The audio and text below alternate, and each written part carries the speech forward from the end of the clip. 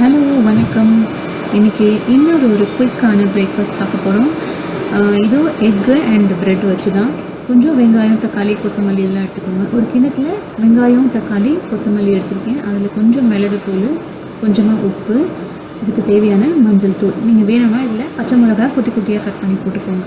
இதை ஃபஸ்ட் நல்லா மிக்ஸ் பண்ணி விட்டுக்கோங்க.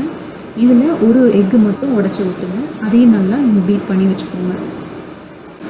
ப்ரெட்டு டோஸ்ட் பண்ணி எடுத்துக்கலாம். இதுக்கு கீ இல்லைன்னா பட்டர் எடுத்துக்கோங்க.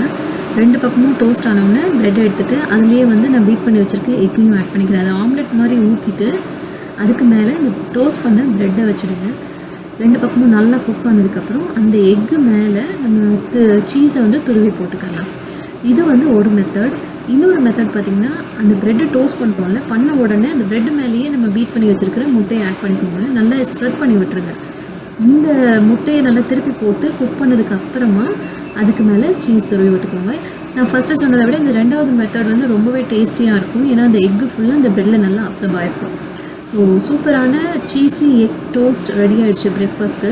இது கூடவே கொஞ்சம் நைட்டு ஊற வச்ச பாதாம் இல்லை வேறு நட்ஸ் ஏதாவது காஃபியோடு நீங்கள் சர்வ் பண்ணலாம். ட்ரை பண்ணி பாருங்கள்.